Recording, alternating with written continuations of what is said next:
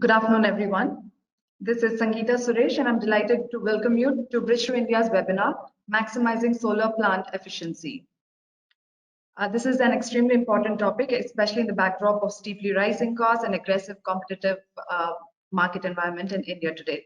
So to discuss this, we have a great panel put together for you, and it is my privilege to introduce them today. We have with us Mr. Natarajan Mani, Head of Engineering from Tata Power, one of India's largest EPC service provider. From the solar power plant developer side of the business, we have Mr. Amresh Mahajan, VP Technology from O2 Power. We have two equipment service providers with products geared towards enhancing efficiency. We have Mr. Jitendra, VP Designs from Nextracker, a leading international tracker manufacturer. And we have Mr. Nalin Kumar Sharma, AVP of the APAC region from Ecoppia, a leading market leader in the EV module cleaning solutions. Finally, here to talk about the latest efficiency enhancements in the module technology space, we have Mr. Sai Charan Kuppili, Technical Director, Jinko Solar. Thank you all for joining us here today. We would like to thank our sponsors, Ecoppia and Jinko Solar, for enabling this webinar today and supporting our webinar initiatives. Today's webinar will be an hour and 15 minutes long, and it will be moderated by Mr. Vinay Rustagi, Managing Director, Bridge to India. We will take questions from the audience in the last 10 to 15 minutes of the event.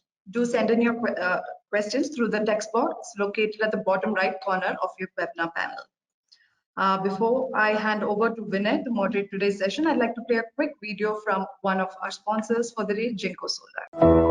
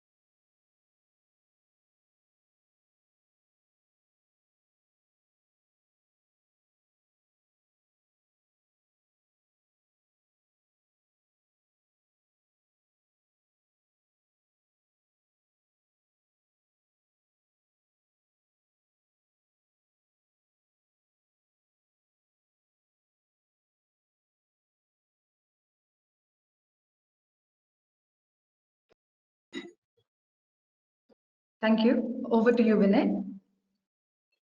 Uh, Thank you, Sangeeta, and very warm welcome to all the panelists, and also good afternoon to everybody. Good afternoon or good morning to everybody attending the webinar.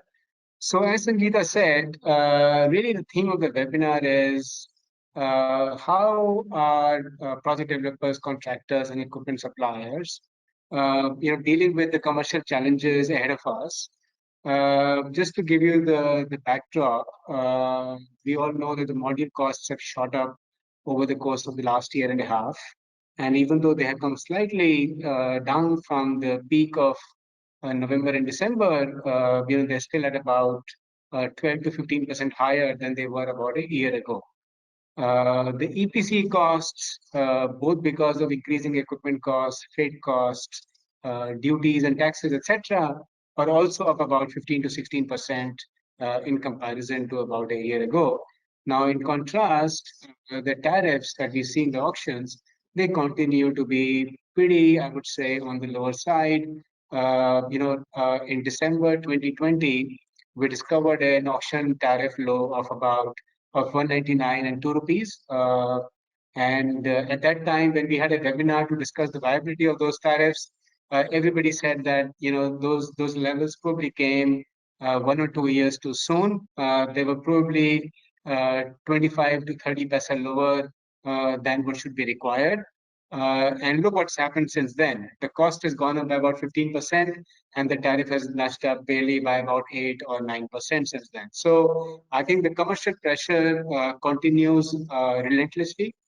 And how do the developers and the sector overall, how does everybody make do? I think the answer lies in financial efficiency. The answer lies very significantly in technical efficiency. There are notable improvements across the value chain, and we've got a cracking lineup of developers, contractors, and equipment suppliers to discuss what is happening in the field of technology to overcome some of these commercial pressures and to make project performance better and more attractive for the investors. So I will start with Amresh. Amresh, you are one of the newest kids on the blocks when it comes to the development business. Uh, you've got a pipeline of more than 1,500 megawatts. You have seen the tariffs go down. Just tell us, how do you make these tariffs work for you? What is the kind of commercial and technical pressure do you face to deliver projects to meet the return expectations? And what are the different ways in which you are looking to enhance technical performance, reduce cost, etc. So just to give us an overview in about 4 to 5 minutes. Thanks, Vinay. Thank you very much. So yeah, so we have pipeline of around 1.8 gigawatt, and already one project is in execution, and hopefully in next maybe 1.5 years we'll be able to complete that pipeline. But I think the challenges are multifold. You just touched on the model prices being almost on the um highest range almost in last 5 years, and that is complicated by the upcoming duty regime which is going to come. So practically the tariffs are going down and cost everywhere is going up, although there was a talk of smoothing of cost in next 5 to 6 months, but still, I mean, you see the metal price and everything, so it doesn't show a sign of coming to that level where actually that tariff would be justified. Now when we say again in the duty regime, so everyone will practically be forced to first of all buy modules from India unless they have spare 40% in their kitty, which I'm sure no one would like to. So on that aspect, it's a welcome step that manufacturing will happen in India. Of course, we all are waiting for last many years and being part of Indian manufacturers. Like I was part of Tata Power Solar and prior to that many others. So it is a welcome step. But if you speak from the developer's point of view, so this duty regime is actually going to make it expensive. But somehow, uh, again, more than the making it expensive, it has to be manufactured in India, so the manufacturing capabilities also need to be to that level. And when we say manufacturing capabilities, so the product which is being talked about, or the project which will be used for next at least 2 to 3 years, our lines are not capable of handling that. In technical terms, basically, I think Sai will second me. So currently M12, M10 and G12 wafers are being used, which are not sort of compatible to the existing Indian lines. So all Indian manufacturers, model manufacturers, they have to upgrade their lines. So either they get out of the business because the conventional this 157 wafer is not available or will not be available in next couple of months. And by the time we get to install the panels, so we'll need this M10 and M12 type of product, which is currently not being made in India. Manufacturers are gearing up for that. So it is a question of cost, and it's a question of getting the equipment here on time, setting it and then rolling out a product which is efficient, which is as per the industry's requirement, and which will be used in our projects. So this is one typical requirement which I'm sure manufacturers like Tata and so many others, they are upgrading their lines and they'll be ready to use. So this is one way of dealing with that we have to get away with this 330 340 watt model, and we have to use maybe either 550 or 630 watt panels. This is one way. The other thing possibly, I mean, I have Nalin and Jitendra both present. So the trackers as well as the robotic cleaning, which of course is a very welcome steps. But again, I would like to touch especially on the trackers. So at least in last 1 year or so, so we have also tried to accommodate trackers in our products in India. But somehow, at least I have this feeling that if the model prices are very high, generally the trackers make sense and not the vice versa. So if the model prices somehow go down, then the viability of trackers itself is a challenge. So for making tracker a default product, the prices of tracker has to come down considerably in India. We have not seen that reduction in tracker prices in last at least 5 to 6 years, the way model prices has come down. I mean, if you draw a graph between these two, so the parity is not there. So for regular use of trackers in India, so whether the models are expensive or they are rational or they're showing, I mean, on the lower side, it has to make worthwhile. This currently is not the scenario, which at least from where I see from the developer side. In addition, before I come to robotic cleaning, so again there is a talk about the inverters, the central inverters or string inverters. No one will dispute that string inverter is a better product, but still, again, it's the cost dynamics. I mean, if the tariff is not putting us to that extreme limit of I mean, seeing everything from that perspective. So on any given day, everyone will opt for this string inverters. But somehow in India, because of this again, this viability thing, so people are generally opting for central inverters. Although everyone agrees the string inverter is a better product. So likewise, I can talk about, I mean, all the offerings, but generally we have to be true to what the tariffs are in India, and we have to accept that. So the only question is we should have, especially in modules, at least we have to gear up for a product in next 1.5 years, which is commercially as well as technically viable. The technical viability is as important because it has to come out from a total new setup. And I'm sure the Indian manufacturers are gearing up for that and will be able to, use that as we are using the Chinese products. So I hope this Amresh, I answers want your to pick you. question.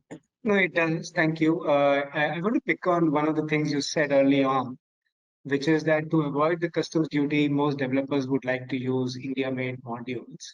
Now, to the extent there is a pass-through in the PPA for customs duty, basically for all auctions and before March of 2021, I would still think that the developers will use imported modules rather than pay a higher price in India which will obviously hit the returns directly. they would still like to import modules, even if they have to pay the duty, but then obviously hope that they will be able to recoup the cost through the change in law claims. So just to the extent for the projects wherein it is applicable, I mean, where it is not applicable for the bidding which has taken place for post duty regimes, so where it is not applicable, so then we have to find another way. Yeah, you are right in that aspect. Okay, but is there any other ways for you to, have you found out in terms of moving beyond module tracker and the robotic cleaning, other ways to optimize cost or improve project yield, etc., to make the tariffs viable? See, there are many ways. I mean, see, we are talking about broadly the technologies available, but there are many things which generally people do.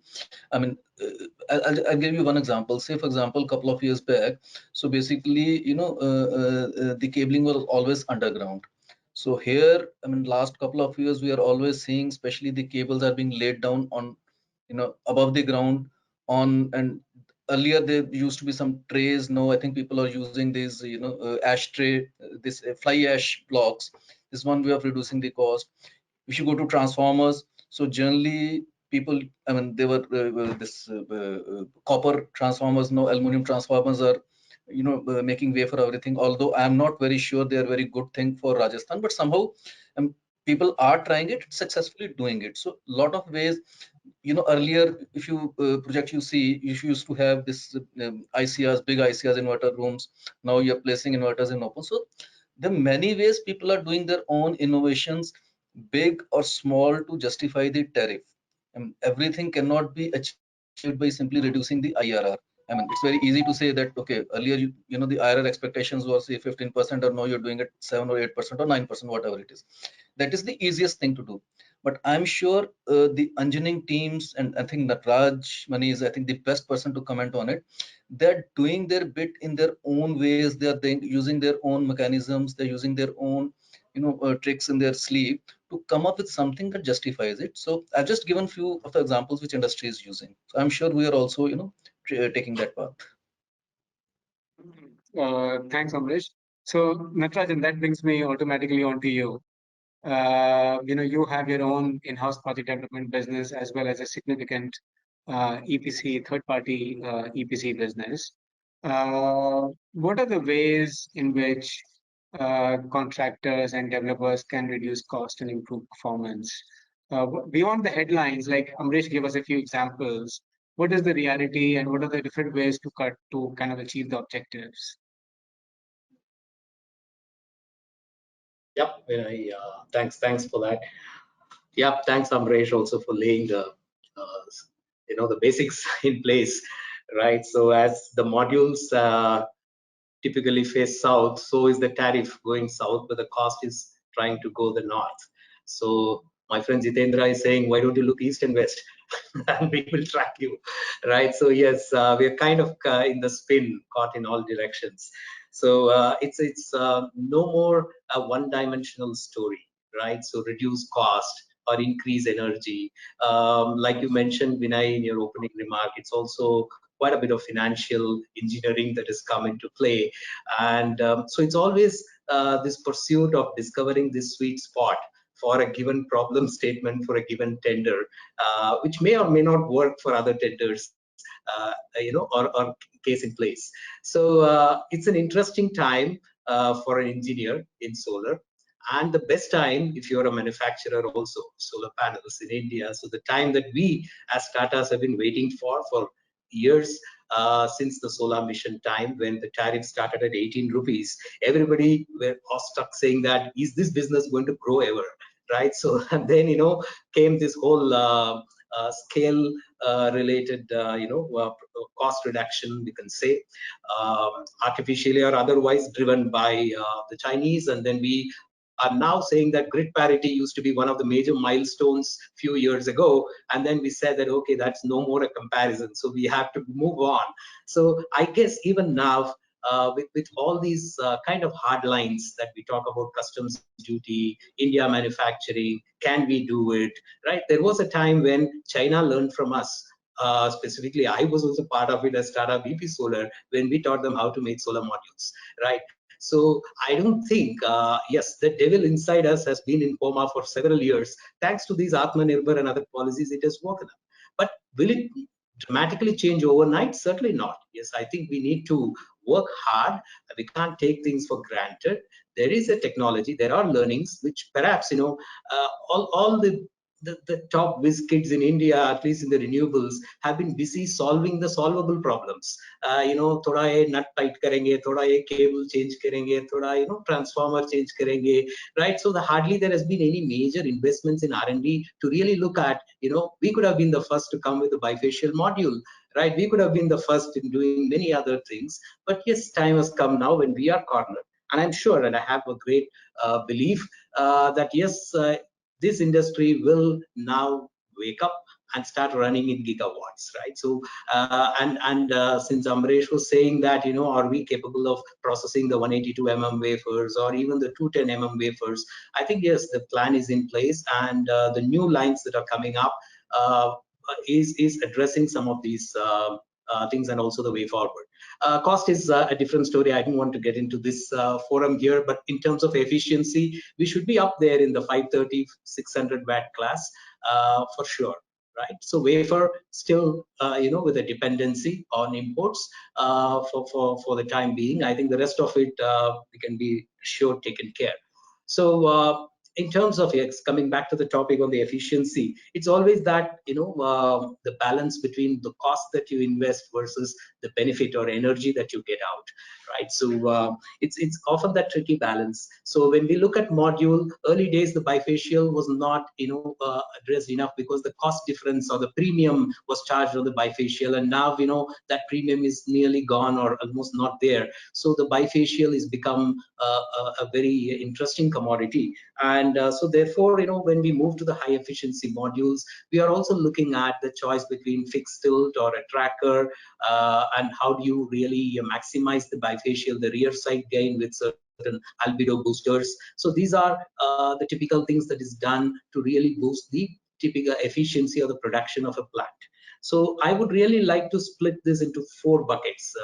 So one is what we talked about, module, the structure, logic, and harnessing the energy in terms of both the front and the back side, how well you can harness, so that you can call purely as an efficiency. Then comes the major cost bucket, the real thing which is addressing the numerator part of your rupees per kilowatt hour. It begins with the land. Somehow we seem to be ignoring it. There are no solar parks anymore, right? So the developer has to come up with his own land concept, right? So time has come to think that we are not living by the tender, by the occasion. We are talking about, let's say, 4 gigawatts, 5 gigawatts a year, each developer, I'm saying, right? So then, there is a need for looking at large land parcels. It's not just for, the small 300 megawatt, 500 megawatt. You look at, maybe, I'm just throwing a number, 1 lakh acre of land, right? And then work with, the Indian government, the PGCILs of the world, and see that how those evacuations and stuff can be done. Imagine doing, 10 projects of 300 megawatt each, and are having one large parcel with a PGCIL substation dedicated to that parcel, and a lot of those fixed costs, the infra costs, the transmission costs, everything is kind of optimized, again, from a developer perspective, right? So this is something, it's going to change the game of the way the developers were seen bidding for each project versus bidding for a portfolio for a year or something like that, right? So that is something which can create a dynamics, as I see. And it's not easy game in India to get land in those kind of parcels, and go through a lot of tough times there. Then comes the hardcore value engineering, right? So nearly 3/4 of our cost is on those class A items, the module, inverter, transformers, etc., right? And then comes another, on the remaining 25%, you can say half of it is on commodity, the cables and the copper, aluminum, steel controls that, and a little bit on your civil and infra installation costs. So when we are looking at it, I think a more focus goes into how accurately can you get those quantities in place, how can you get your strategic tie-ups with various suppliers in place, so that you are able to have a control. And this is a plain vanilla value engineering effort to bring down the cost. And the third and most important lever I feel in the cost is to look for a higher degree of mechanization. And what I mean by mechanization is spend minimum time at site, right? So you need to turn around, for example, on high volumes, a 5 gigawatt, let's say, in a year. One simple way to do it is scale up your manpower and then spread it out, right? So that's not going to do any magic. So how do you improve your turnaround of the projects? What you took 8 months, can you do it in 2 months or 3 months time, right? Is it possible?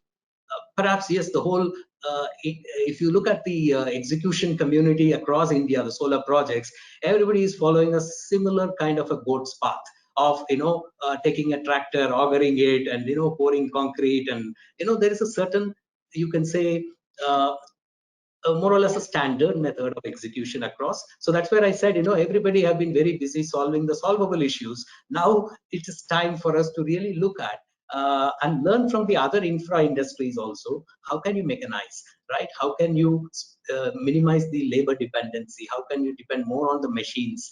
And you can still engage the local public by various other methods, not just by getting them a solar related job profile. So maybe some of these things are in the thought process, at least with us, where we are looking at addressing the cost bucket. And the third bucket I would get into, a slightly contradictory one, is on the loss part of it. When I say loss, for example, cable loss. So we heard Mr. Amresh say that the cables which were underground are now sneaking out to take certain advantage. You can go one cross section less and kind of fight out the aluminium increase. But it also poses few other constraints in terms of easy movement at site, how friendly it is for operational management, etc.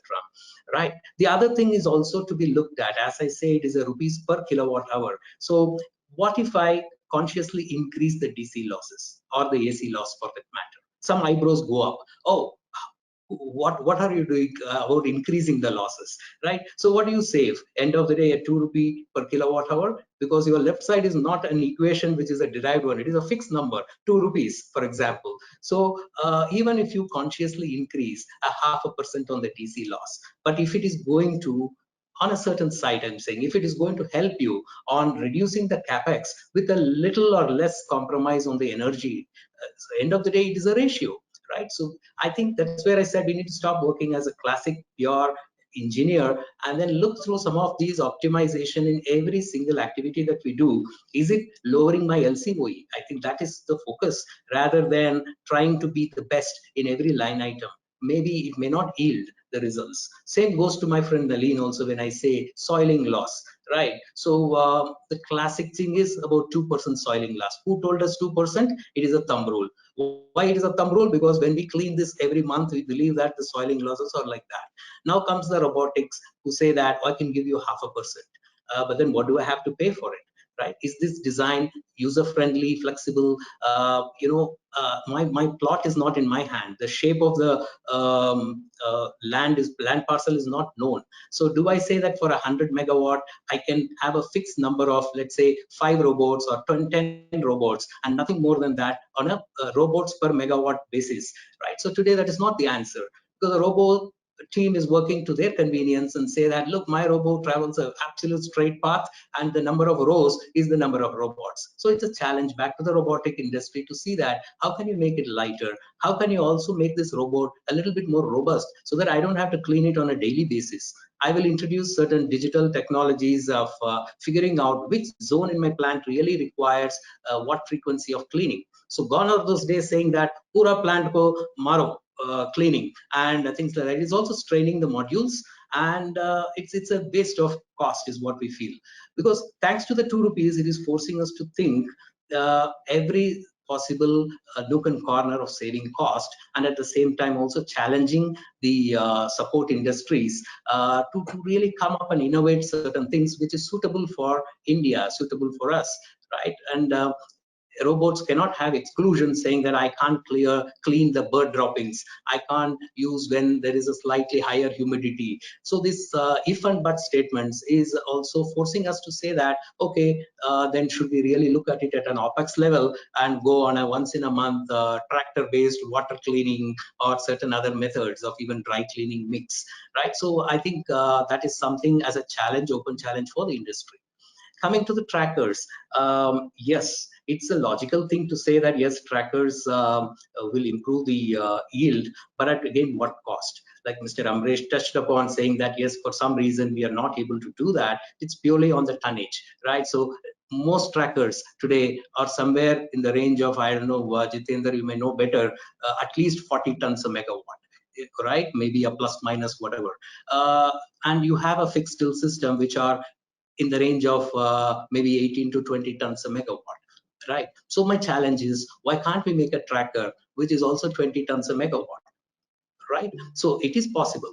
We okay, in this public forum I cannot say beyond that, but there are ways and means how you can get trackers almost at the same tonnage as a fixed tilt structure, right? And then what you have a completely new game plan, right? So you are able to have a high efficiency module, you are able to have a more affordable tracker, at least from a tonnage standpoint, and the rest is physics. You make it rotate, it's going to generate more energy, right? So this is some of the breakthroughs that the industry is looking forward to, if not only us. The last bucket, sorry if I'm overshooting the time, it's on the operations and maintenance, right? So more than 50% of the cost on operations and maintenance as per us is spent on just two items: the security, surveillance stuff, and the cleaning part of it, right? So once again, we've spoken enough on the robots and cleaning. We have to shift those robots from a capex to an opex kind of a service model. I'm sure that will happen quite soon with a lot of changes that's happening in the industry already. So remove on the capex, push it on the opex, and let the robots come and clean as and when required, supported by suitable drone or whatever other technology to say that in which zone it has to clean. On the security part, I think we should, it's a no rocket science. It's about copying what's happening in the other industries, go for certain surveillance systems. The Indian specification never bothered about, it was always having a chain link fence, but it ends up as a barbed wire fence many places.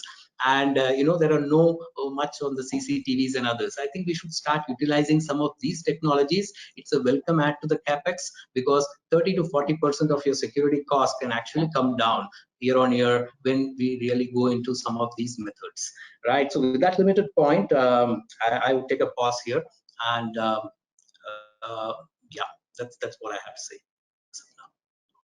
That's really interesting, Natarajan. A lot of interesting insights there, and we will. I hope to come back to you and get some more insight and detailed peek into some of these issues.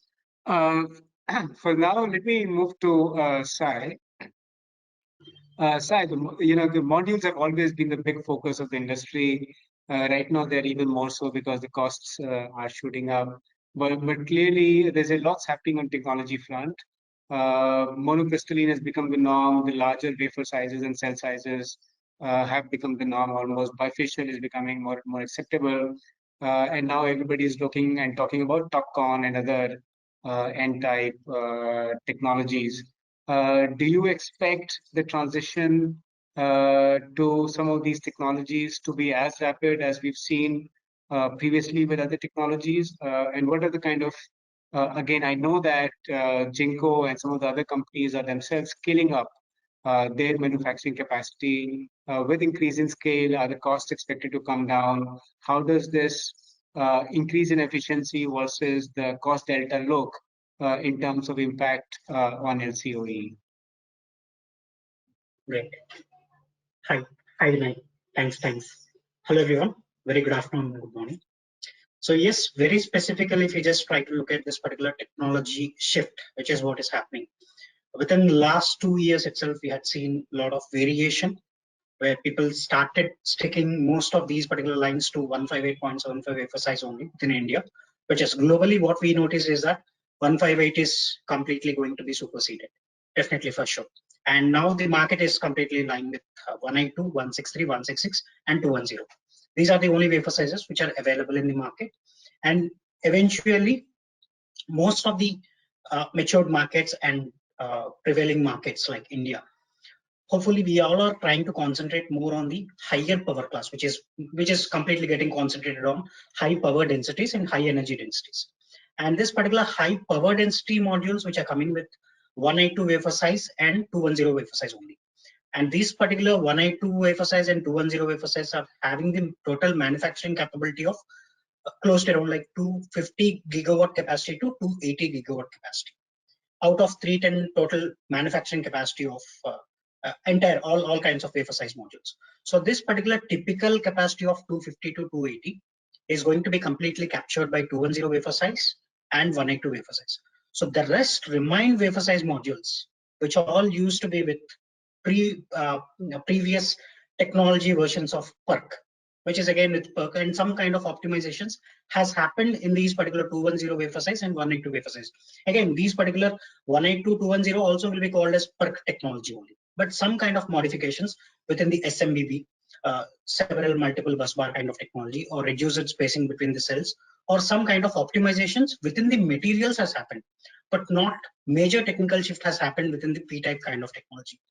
But yes, if we just try to look at last SNEC, which has happened during 2021. So within that, most of the top tier manufacturers started concentrating on the upcoming technology, which is nothing but the N-type. Within N-type, there are two different technology variations which has happened. One is with TOPCon and the other is with HJT kind of technology. And within this particular TOPCon, the first generation which has came as PERT technology, which is nothing but instead of going with a P-type kind of doping mechanism, if that generally goes with N-type kind of doping, so it will be called as PERT technology, and some kind of optimization within the PERT is now called as TOPCon on top of PERT layer itself. So this particular technology is being called as TOPCon. And comparing this particular TOPCon versus the PERT or PERC, what exactly has happened? So the major change in the CTM has happened. Cell to module efficiency has been reduced like anything, where this particular loss component, which earlier with 156.75 wafer size used to stand at around like 7% to 5%, and that value has been came down to 5% to 3% with PERC technology. And with this particular PERT or TOPCon kind of technology or HJT kind of technology, the same 3 to 5% is now going to be limited to 2 to 4%. So that way we can see that this particular technology optimization on the incremental power class of these particular modules is also happening, and not just limiting to that, but also the power density of the modules is also getting increased. So this is more specifically on the fronts of technology optimization on efficiency. But if you just try to look at the viability of these particular technology options, whatever is there, coming to that particular aspect of PERC, this particular PERC again is now being available in both monofacial and bifacial. And the same bifacial cell is being used in monofacial module. And for the sake of bifacial modules, it's a slight modification on the EVA or on the more on the encapsulant or on the backsheet, which generally happens. Other than this, there is nothing much which can happen on the bifacial kind of technology. But yes, the same cell is being used in these kind of technology aspects, and there is a cost which is associated to that, just because of the recent shifts which has happened within the industry on the material aspects has given a kind of a slight delta variation in the general expectations of price delta between monofacial and bifacial. So this is even getting addressed in recent days. And now just looking at the fronts of technology, which is what is now called as TOPCon or N-type. So within N-type, we could see that there are two different parted ways. And within this particular parted ways, we can see one is going with TOPCon kind of technology, which is leading in the market from front, because TOPCon is nothing but it's more similar to PERT or PERC kind of technology, which means the existing infrastructure of PERC can be utilized up to a certain extent, not completely, but yes, up to a certain extent, we can utilize these particular lines for TOPCon kind of technology. It's like if we just try to look at the augmentation plan of these particular PERC lines to TOPCon, maybe we just need to invest, we just need to go for a kind of investment of 40% to 60% within that particular range. But the same thing, if you are trying to convert the existing lines of PERC to HJT, that experiment or that particular composition is going to stand up to 80% to 90%. This all is happening just because of the reason of amorphous silicon layers getting added in the HJT, which is not is happening with the TOPCon kind of technology, where it is just limiting to the passivated oxidation process, where we are just adding a tunneling layer with TOPCon kind of technology. And just because of that particular tunneling layer oxidation, which is what is happening with TOPCon, is going to reduce the year-on-year degradation and first-year degradation. In general, if you just try to compare with PERC kind of technology, first-year degradation generally stands at 2%. And year-on-year degradation generally stands at 0.55% for a kind of monofacial and 0.5% for bifacial, or 0.45% with bifacial dual glass kind of modules. But the same thing, if you just try to compare with TOPCon kind of technology, TOPCon is nothing but it's N-type. Within N-type, since these particular N-type applications, N-type technologies are being used in the astronomical applications where degradation factor is completely limited, less than 0.5%. So what we can expect going forward when these particular TOPCon kind of technologies are going to lead with mass gigawatt kind of production capabilities, we even can expect these particular first year degradation values going below 0.7% or 0.5% for the first year itself. But since as on date, since we are not having those kind of reference-based installations across the globe, now everyone for that particular matter, TOPCon technology will be committed with first year degradation as 1%. And year-on-year degradation also, we can expect the same thing to happen going less than 0.5%. But yes, as per our commitment, we commit as 0.4% as a kind of year-on-year degradation commitment. But going forward, what we can expect is that first year degradation can be limited to less than 0.8% or 0.7%, which can be foreseen in the coming quarters of 2 to 4 quarters or 4 to 6 quarters kind of timeline. So this is a kind of technology shift which is benefiting in lowering the LCOE by increasing the specific energy yield of these particular technology products. Not just limiting to this particular aspect of degradation pattern, but also since the tunneling layer oxide is going to be thick in nature, and this is going to have the highest value of VOC on these particular modules. Not too high, but yes, it's going to be bit higher when compared with normal PERC kind of technology. And just because of this particular reason, where we could see that this particular degradation, reduced degradation is happening with TOPCon or PERT kind of technologies. And the same thing with these kind of increased silica extent within the TOPCon or N-type kind of technologies, where we could see that the reduced temperature coefficient is also happening. Whereas for normal PERC, which generally comes with 158.75 or 156.75 wafer sizes or 157, they generally stand at minus 0.4%. And PERC modules generally stand at minus 0.35% per degree C rise in temperature. Whereas these particular TOPCon technology modules, they generally stand at minus 0.3% per degree C rise in temperature. This eventually will increase your specific energy yield not less than 2 to 2.5%. This is only on the specific. Sorry, let me just interject. What is the acceptance rate and the growth that you see for TOPCon usage in India? And what is the, and when do you expect the cost delta to become attractive from an LCOE point of view? Yeah, definitely. So it's basically at the end of the day, everyone will drive down to what exactly is the delta, which is what is going to happen. If we specifically look at this particular comparison between PERC and TOPCon, definitely the kind of specific energy yield is going to happen beyond 2.5% to 3%. And comparing the same thing to the NPV analysis of that particular specific module, we easily can see that this value is going to turn around to 1.5 cents to 2 cents only on the NPV analysis benefit. And if you just convert this particular NPV benefit to LCOE analysis within your financial model, definitely this value is going to stand at around like not less than 2.5 cents, 2.4 cents to 3.2 cents, depending on the type of location and also type of installation. If you are trying to go with a tracker kind of option with bifacial module and with string inverter, which is the best combination specific to any kind of location. So with these kind of configurations, definitely your LCOE is going to be a bit low when compared with any other combination kind of thing. Are you seeing any immediate orders or likelihood of acceptance in India for these modules? Absolutely. We started receiving a lot of interest among these particular products. The reason is that because of the benefit of all these particular 3 parameters with the increased values on these particular degradation, reduced temperature coefficient, and also increased bifaciality factor, which it can go up to 85%. Just because of these particular reasons, what we have noticed is that in view of the DG segments, definitely, yes, we have Even we even submitted our samples to BAS, and very soon we are expecting, before the end of Q1 2022 itself, we are expecting the BAS certificate on our TopCon module series up to 620 watt peak. And yes, on the DG segment, we were expecting a few of the orders which are about to be closed. But the only hurdle which is remained for us is the BAS certificate. We are just waiting for that to receive. Sure. Thanks. Very, very interesting. Let me come to you, Nalin. Robotic cleaning has become extremely popular in India.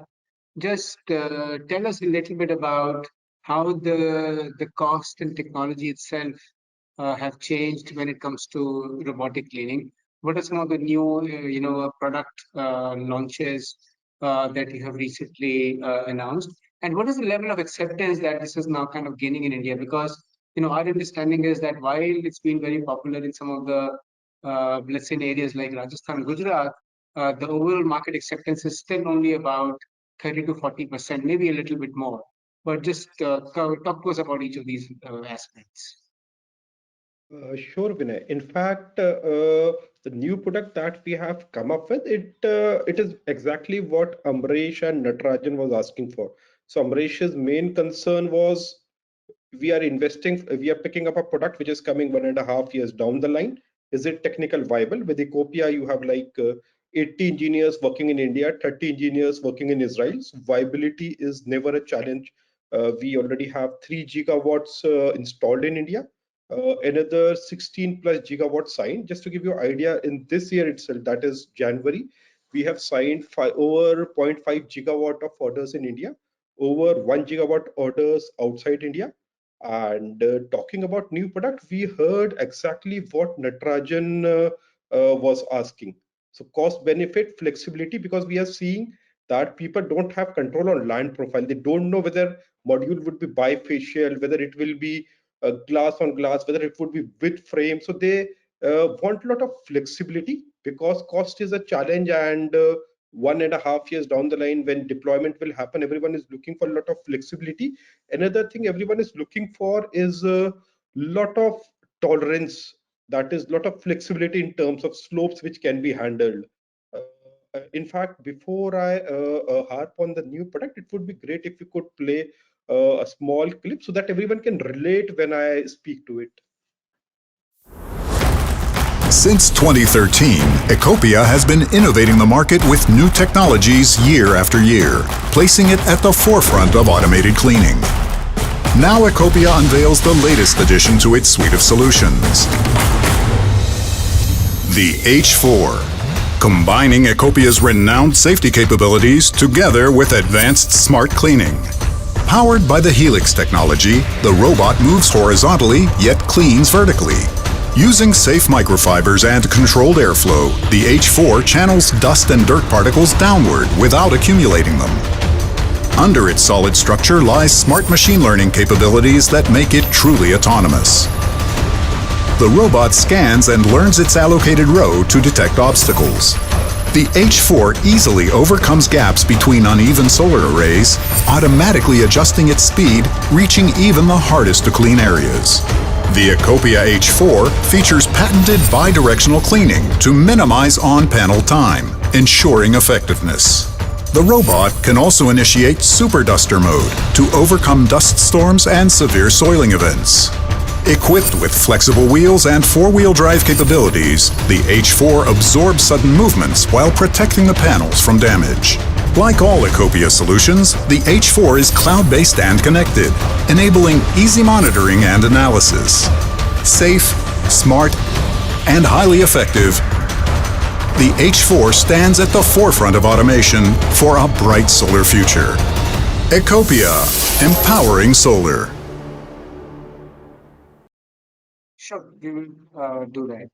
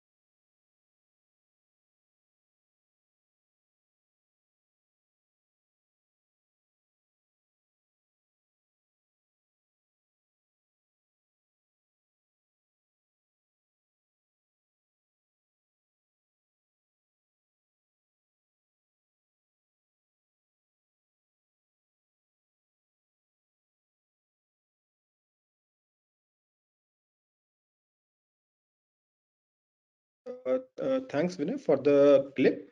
So, in fact, starting with the buckets that Natarajan talk about, second bucket was cost. So, in cost term, Ecoppia H4 would be costing 1/5 of what Ecoppia E4 was costing.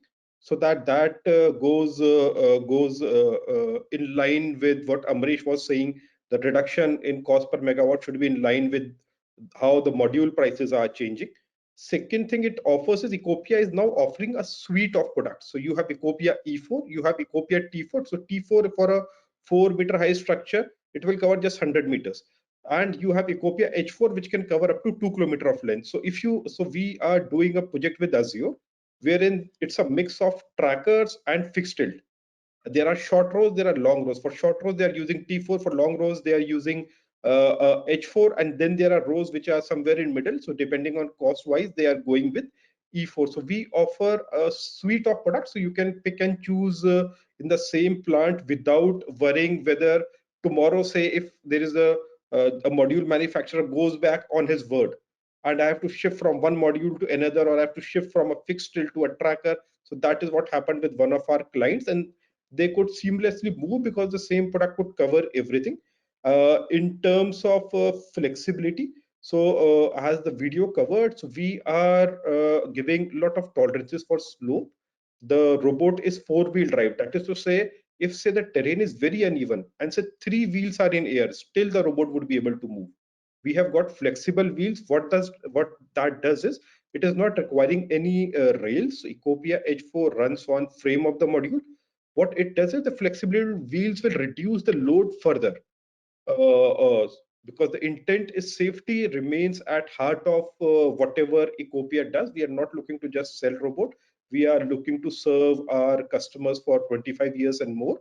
So it reduces load on the panel. One more industry first feature we are bringing is basically smart detect, which is basically, say if you're driving a car, you see a roadblock or you see a speed breaker, you press the pedal down and basically you reduce your speed so that neither the car is damaged nor the hurdle is damaged. So similar thing will happen in case of structure. So the structure is straight and suddenly there is this kind of a climb which comes up. If the robot keeps on going at the same speed, it will hit the structure with lot of impact, which can ultimately damage the structure over 25 years. So in our case, the robots will map exactly where slopes are changing, and then it will reduce the speed. Say it's going normally at 22 meters per second. It detects there is a high slope. It will reduce it to say 10 meters per second.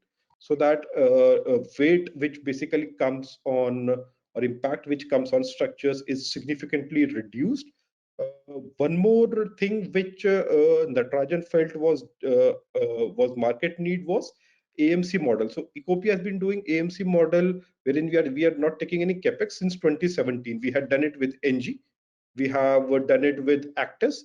So we are happy to do it. But generally speaking, as Amresh was saying, if you go by IRR, capex will make much more sense because cost of capital for IPP will always be lower than cost of capital for Ecoppia because it is proportionate to the size of the balance sheet. So Tata's balance sheet is much stronger than Ecoppia, and Tata's cost of capital would always be less than that of Ecoppia. So these are some of the things that a new product would be bringing to the table. And of course, as you would have seen that in 150 days of lockdown, Ecoppia didn't miss even a single day of cleaning. So that is also a peace of mind that Ecoppia can bring to the table. Um, Thank you, Nalin. It really does sound very, very fancy and sophisticated in terms of some of the technologies that you just showed. Thanks. We will finally, Jitendra, come to you.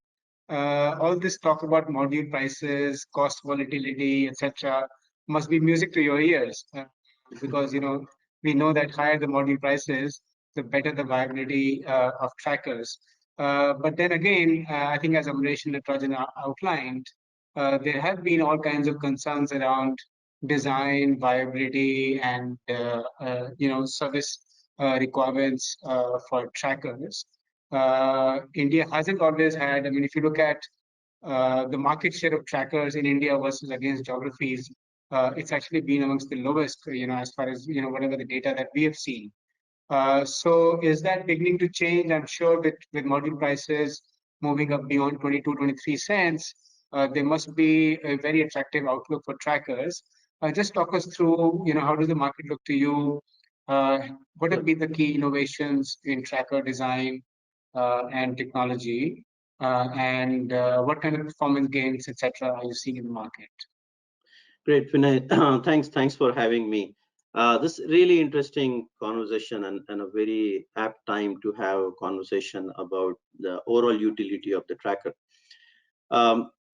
Thanks to Amresh and Mr. Nataraj to set that up for the discussion. I would like to address in few parts.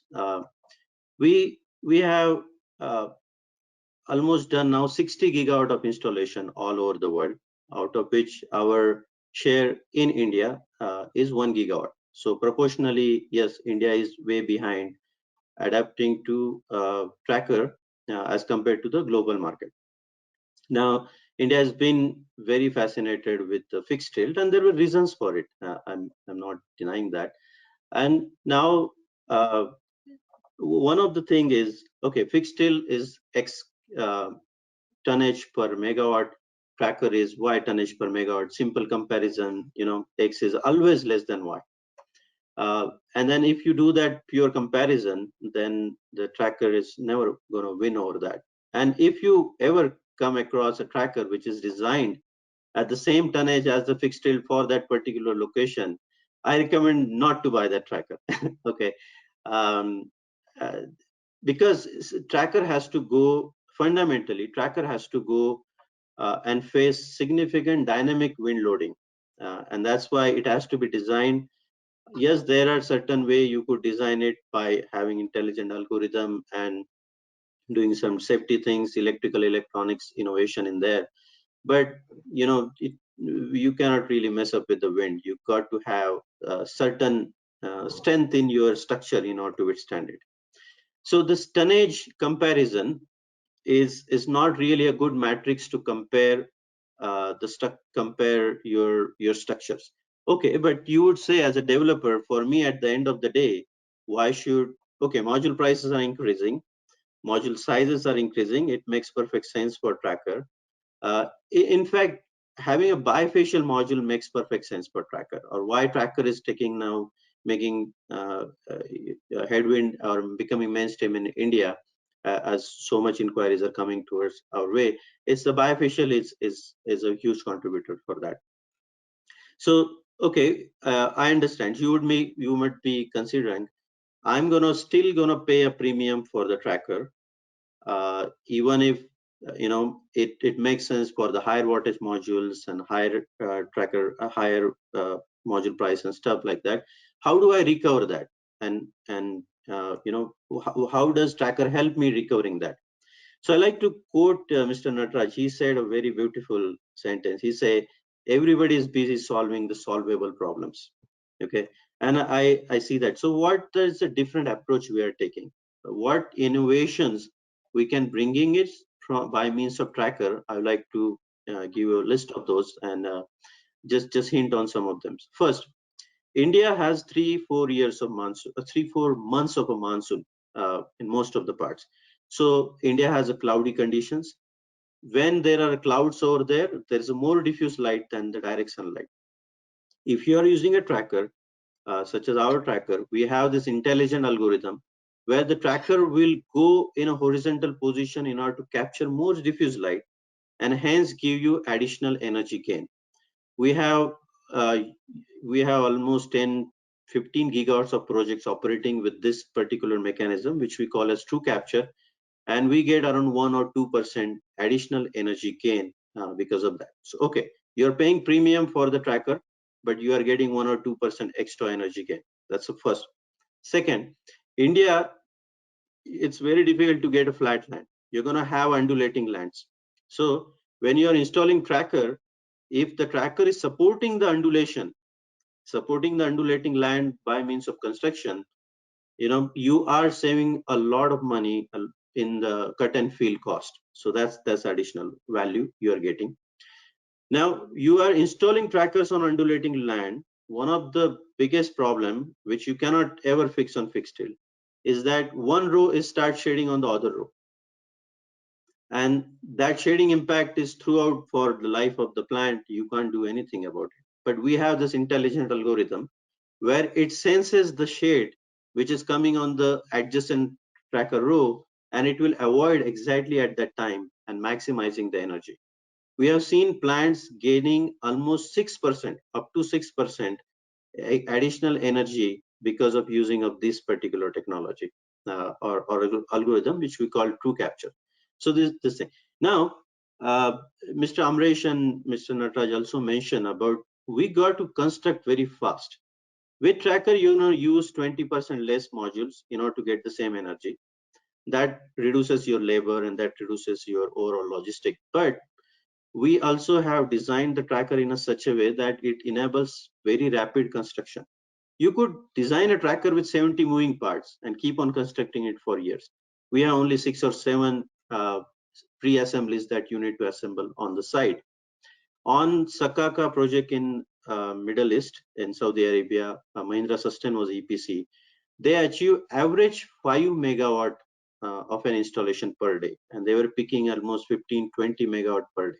So that type of so we enabled, and of course salute to their execution, and they executed on it. So you got to bring that efficiency into this stuff.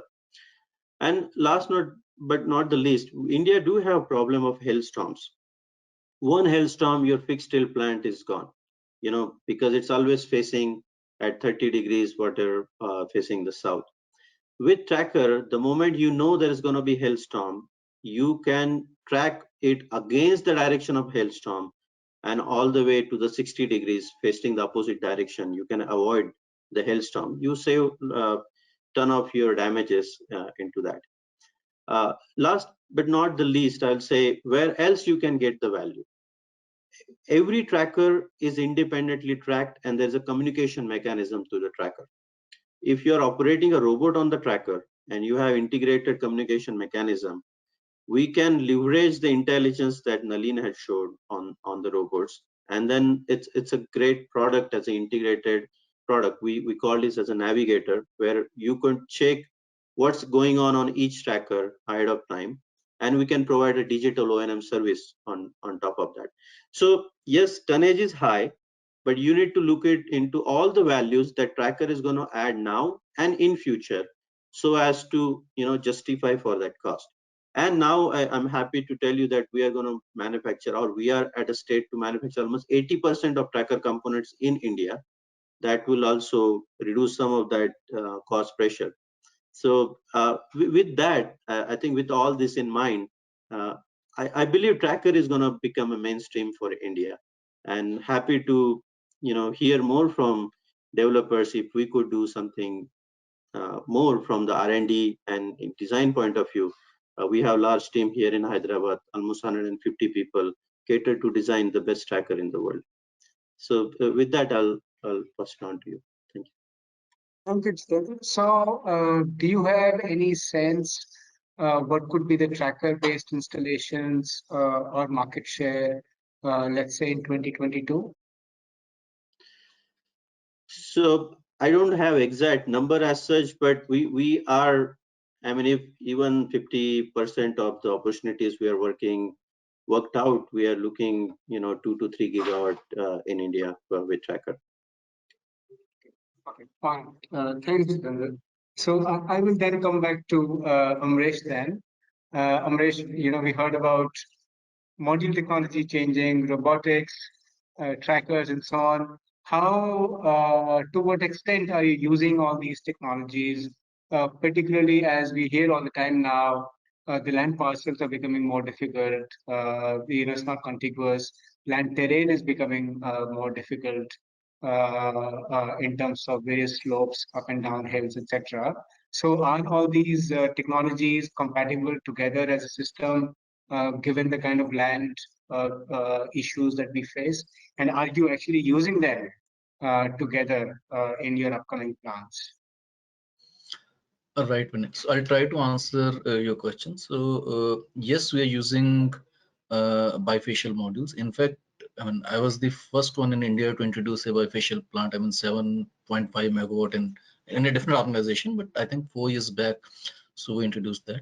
So I'll just respond to what Sai was saying. So in fact, all these technologies, I mean, we graduated, I mean, Raj has seen more solar than me, but at least when I started in 2007, so that time even 200 watt model was a rarity. You know, when first time we made 200-watt model, so there was a sweet distribution in the entire company. So coming from that and now talking about 600 watt in just 13, 14 years, it has taken a whole leap. And of course, you know, we were using 330 watt a couple of maybe years back, but right now we're using 540 watt, or possibly for next project we'll be using 600 watt. But does that give us a sense of achievement? I would say in Indian context, yes, but in global context, no. The reason is what I have seen in last 15 years, we are always one step behind the global norms. What Sai is saying, yes, TopCon is a reality, HJT is a reality, and I would say even maybe after 4 or 5 years, perovskite is also a reality, and it will change, you know, the equation of solar in the entire world. So that is also reality. But what I'm trying to say is, see, today we are using 540 watt bifacial monoPERC, but the world has been using it for last 2 years. And when we use 300 watt panel, the world was using it 2 years back. That time we were content with 250 watt, but Europe was using 350. Now we are using 540, but I think the world has moved to 650 or something, and they're using HJT. I mean, Sai is saying there are inquiries in India, but I think in word people are using it. What makes us one step below the entire, you know, industry outside India? Again, I would come to the same thing: the justification of the product premium with respect to tariff. I'll give you one example. Say, for example, if someone is currently also getting a 330 watt panel, they're using it with respect to they're using, say, 540 watt bifacial panel. The difference is only 200 watts, all right? And the kind of balance of system saving and the kind of land saving you will get by graduating from 330 watt to 530 watt, that will not be justified by the amount of premium you are paying. All right. So even maybe HGT, of course, as a product, it will be available with Sai or Jinko, and maybe I assume they'll get a, say, BIS certification next year, next month, or possibly next month. Still, the amount of premium that they will be charging for their latest, you know, product will not be justified by the amount of overall saving I'll be doing. So in that respect, I'll always be one step behind. For example, in Germany, Japan, or somewhere else where land is a scarcity, and you know the cost of land is so high and their premium is justified, they'll obviously go and buy it. But in India, fortunately or unfortunately, we find ways and means to find, for example, we move from solar park, as Natarajan said, so to remote locations. We can go further to remotest locations and find land which will be cheaper, which is fine. I mean, it justifies the tariff, but simultaneously it will not justify the premium which I have to pay for modules. So even if I like it, I've studied the technologies of HGT and everything, but simultaneously I would not be using it because it is not be, you know, conducive to my tariff requirements. And when I said same thing actually happens with, you know, maybe structure, sorry, the trackers as well as possibly robotic system. I'll just give one example. So when I first saw the robotic system offered by Ecoppia, I was fascinated by that. I mean, there are certain drawbacks, of course, with every system, but you know, technically, if you see, the movement of the cloth comes from top to bottom in Ecoppia system, and then at the bottommost place, it will use a vibrator sort of mechanism and it will throw off all the dust.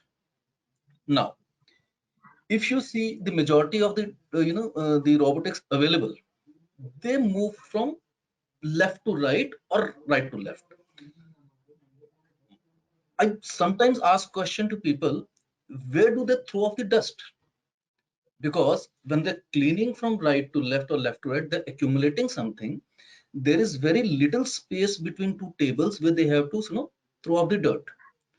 But somehow, people are using left to right to left. We might also be using it.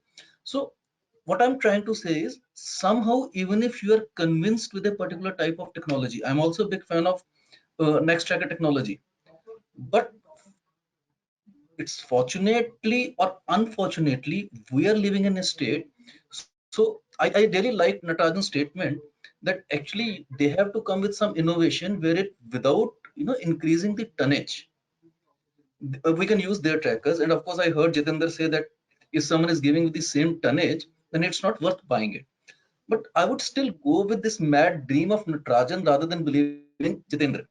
The reason is, the fresh air coming from a mad dream is far better than very, very sophisticated air conditioning air. So for a developer to use the latest technology, we are not adverse to it, but there are some impediments to it. There's some rationale why we are not always able to use them. You know, the investment, the capex, the opex ultimately has to be justified. And engineering is not always about using the latest versions. It is about justifying, the kind of investments you have made, and also be true to the reliability aspect. So if I get a better reliability, if I get, a reasonable good lifespan of my plant by, again, lowering the capex and opex, so at least it is very difficult for engineers like us to convince the management to go for them. So the onus is also on the technology providers to, you know, charging premium is one thing, but comparing different markets, we cannot compare India with a Germany or vice versa. So there has to be a balance between developers, tariffs, technology providers, then only we can move ahead. So I think this answers your question, but yes, I mean, we are using the technologies. For example, bifacial, I think we are the first one to use in India, 540 watt.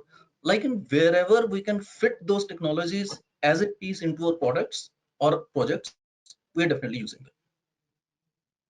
them. Thanks, Amresh. Natarajan, I've always been intrigued about the value enhancement or the yield gains from bifacial modules, particularly given all the the albedo effect, etc. Have you been able to extract more juice out of modules, bifacial modules, by somehow enhancing the albedo effect? What kind of what have been the key learnings on that front? Yeah, to the extent that I can tell, let me attempt that. Yes, it is important. It's an important aspect that we discovered, that the rear side gain, we can't just leave it to the natural soil and whatever albedo comes. So maybe that is like 3%, 4% to anybody's bet, right? And there are not great softwares also, to exactly predict and tell you like how much you do. So it's more of a work in progress for many, including the global guys. And yes, there is a lot of published articles. So we've been working on few in terms of the albedo boosters, working on few reflectors that might uh, have a potential to improve the albedo. But yeah, unfortunately, I don't think we have landed up yet on something that can really assure you for 25 years, because we are living in a place where there is for sure a 3 months monsoon.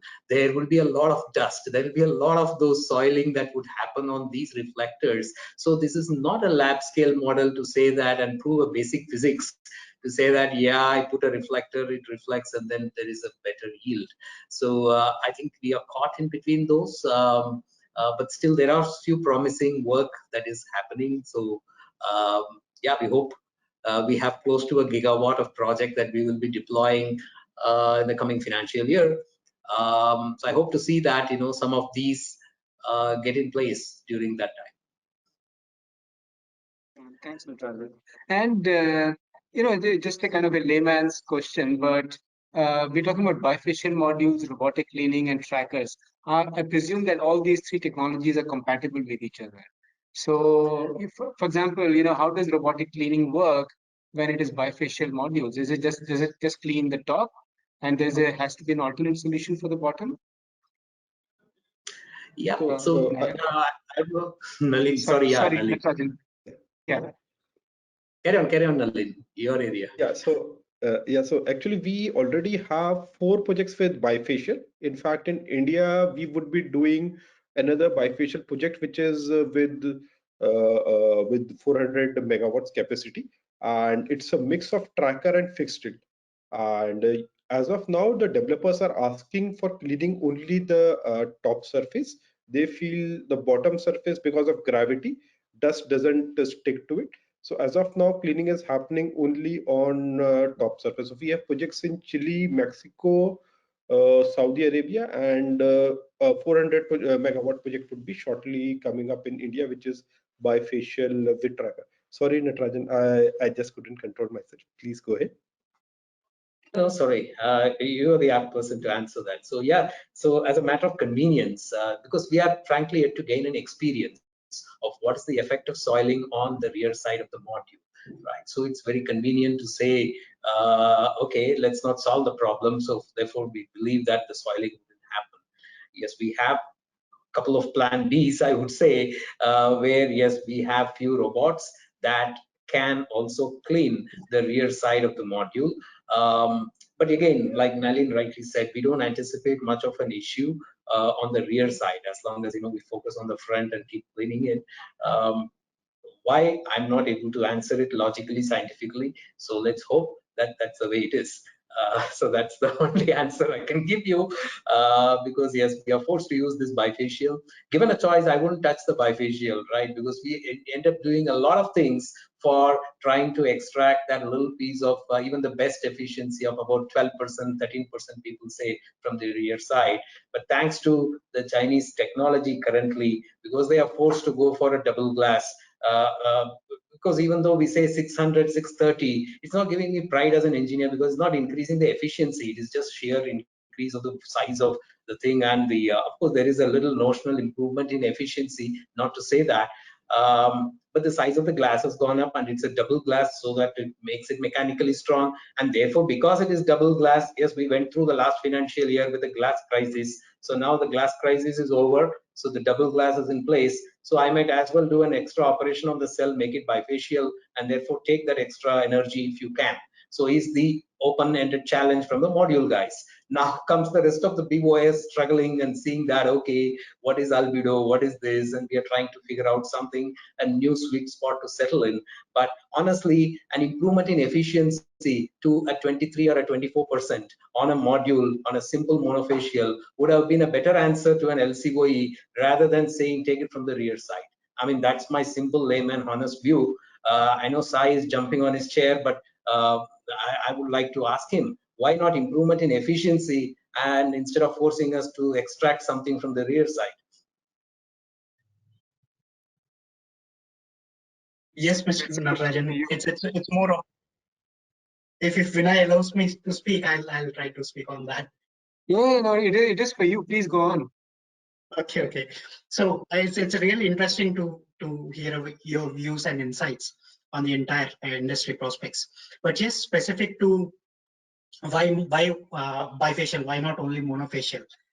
Yes, absolutely. If you just try to look at this particular technology, the cell whatever we are using is the same cell of bifacial module. The only modification, whatever we are trying to do, is like as what I earlier said, it's more of the encapsulant and the backsheet, if it is a kind of transparent backsheet kind of modules. Otherwise, it's going to be with the other glass on the right side of the module. But just with these kind of two elements getting added on the entire BOS of the module, definitely it is going to add much more value in reducing your LCOE and also increasing your specific energy. That's why we could see that this particular technology, it's more of optimizing the existing crystalline silicon technology as a parent. It's more of optimizing the existing technology only. And also, just to answer the other part of question which has been raised by Vinay, more specific to how exactly rate side cleaning of the module, whether is it required or not. So specifically for these kind of bifacial modules which are coming with transparent backsheet kind of thing, or with dual glass. If it is a kind of transparent backsheet which is vinyl in nature, wherein which it's a polyurethane material. Polyurethane material is generally not having the capability to hold any ferrous particles, to hold any dust particles. So in fact, rear side of the module always absorbs the diffused irradiance or the reflected irradiance. It's more of that particular aspect. There is no direct accumulation or direct irradiation absorption, which generally can happen on the rear side of the module. So dust accumulation happening on these kind of polyurethane materials is completely highly negligible.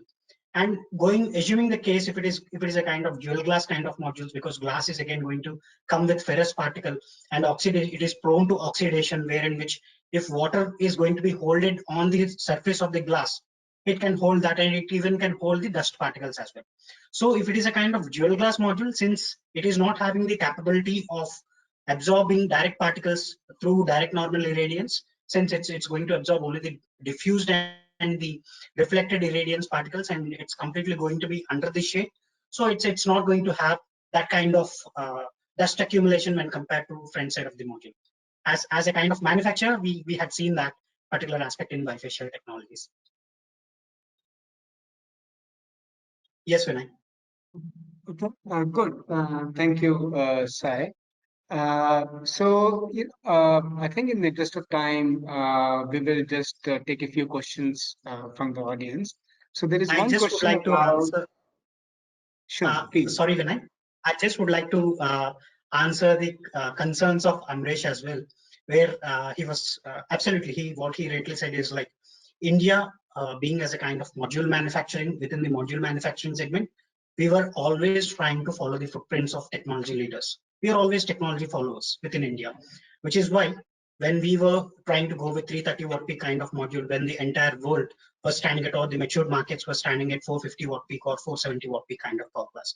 And when we started 540, entire market was looking at 600 or TOPCon kind of technologies. So now the same thing, whether the same thing is going to be replicated with TOPCon as well for Indian market. Maybe I may contradict with Amresh on this particular segment. The reason is that when we try to look at this particular segment of PERC technology implying to Indian market, we were not very sure that whether this particular technology is going to work out in India because of not having so many reference-based installations.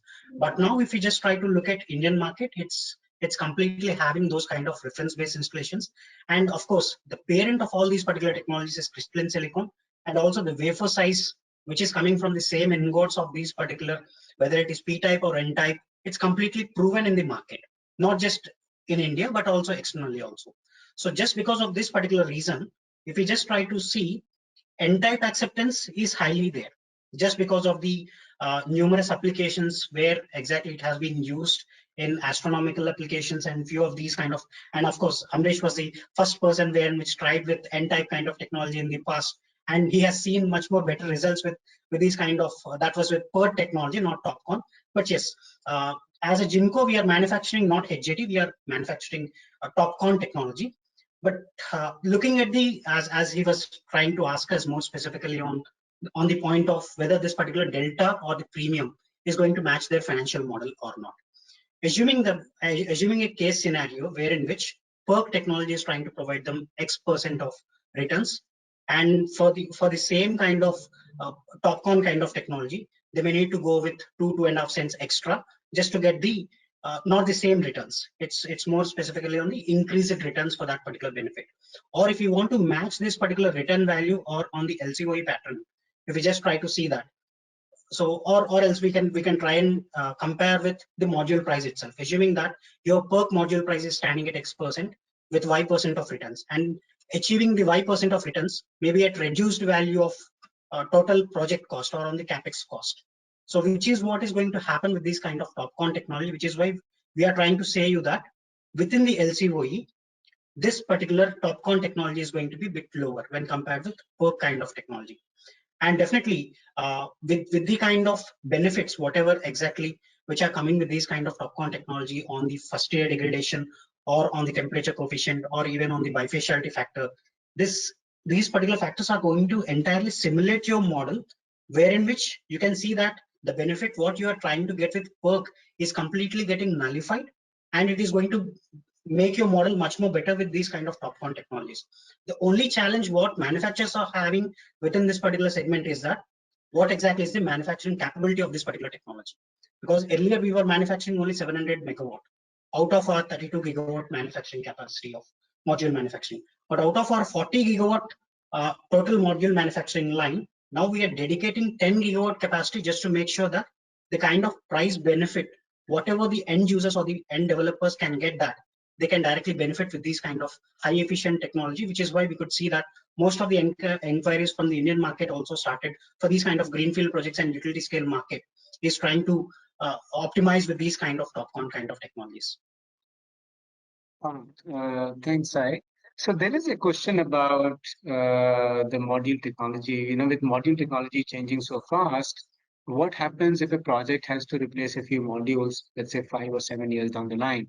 Is it very easy to replace an old multicrystalline 230 watt module with which is not available anymore, with, I don't know, 500 or 600 watt modules with different technology?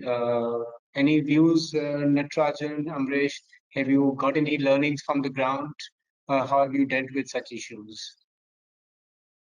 I think, Vinay, it's a very, very valid question. I think over the years, possibly the industry has not geared up for that. Unfortunately, if you talk about projects, I mean, which were laid down maybe 10 years down the line. So if you want to replace them with, say, 200 watt module, so that will not fit into the structure. All right. So one-to-one replacement is not possible unless you have a supplier who is very kind enough to go back to the older lines and make that model, which is very highly unlikely. I mean, they can go one generation back. If you ask for going 3 generations back, then it's too much to ask. But I think the silver lining is also possibly maybe 10 years down the line.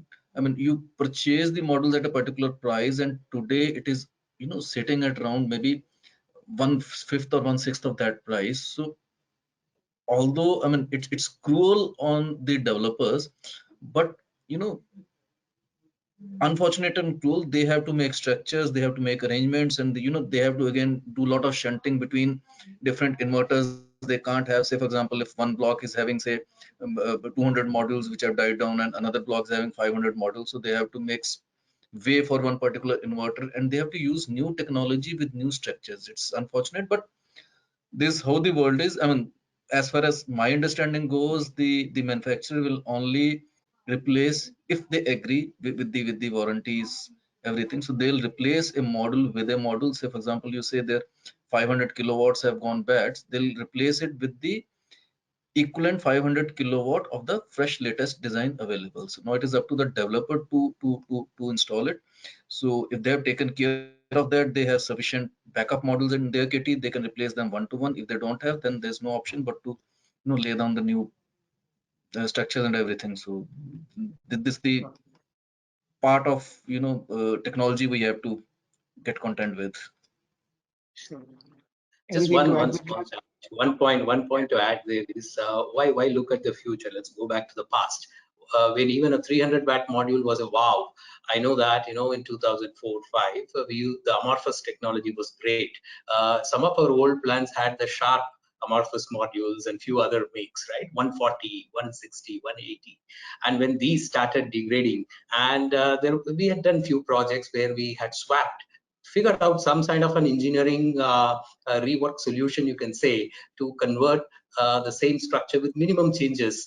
There has to be changes, I agree, minimum changes to move a sharp module with a 300 poly, right? So which was a wow those days. Wow, we could do it that way. So I'm sure. So when we have to replace a poly with a mono 530 or so, it may be requiring a few other modifications. We normally string what about 30, 31 modules in a poly.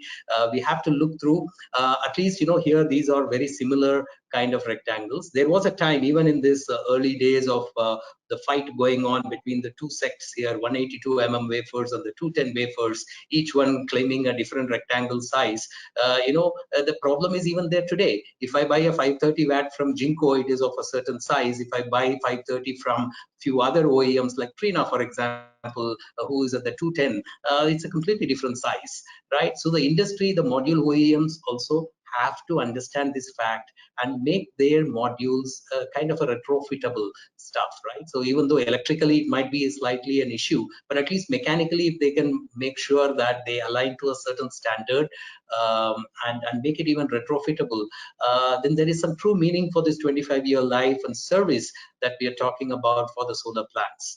Right? Otherwise, it's left to the pity that yes, this is my obligation. I give you 500 kilowatts or 500 whatever, and do what you can with that. So I'm sure once everything is settled in India, and when we have, I would try to see this as a great O&M opportunity. That's something that in Tata, we see this as a wonderful O&M opportunity. Sometimes it's good to be a museum of modules, which you still keep producing some of those vintage ones.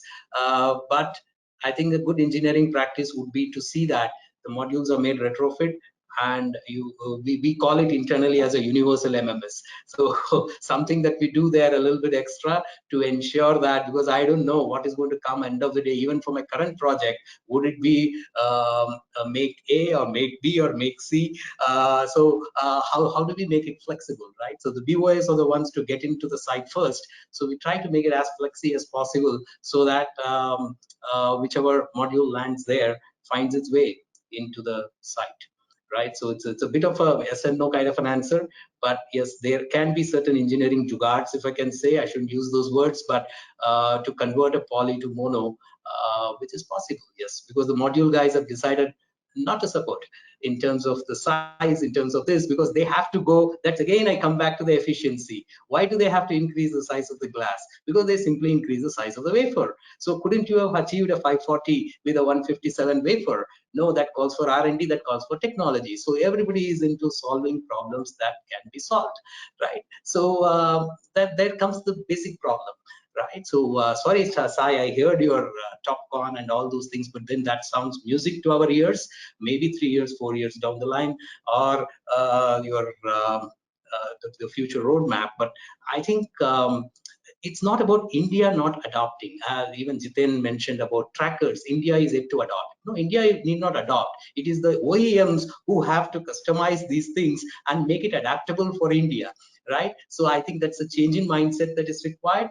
I'm happy to hear from Nalin that you have a suite of robots now, again done to some sort of convenience. Yes, you have removed certain stuff, and I'm happy to see the 1/5 cost coming in soon. I would love to see from my tracker friends a similar kind of a number being talked, right? Jiten, for your information, the very early fixed steel structures used to be 50 to 60 to even 70 tons per megawatt, right? So it's not that the current structures are not passing stat and they are flying off, but there are probably ways and means where you perhaps look into a little bit more of tooling aspects, certain other innovations. Perhaps there might be a way. Yeah, let's find an Indian way. That's something that I would. I hear you. Yeah. My point was tonnage. Tonnage not necessarily a good comparison when you are comparing. No, all the other factors are taken for granted, Jiten. These are the basic hygiene. When I say tracker, it's supposed to be smart. It is supposed to look at the neighboring shadows. All these have become the hygiene issues. The only thing that emerges from adapting issue is this. So there's no point talking again on the hygiene issues, saying like if Sai is saying that this module, when it's exposed to sun, it will generate power. Wow, yes, it's supposed to. So sorry, I mean, those are hygiene numbers, factors now.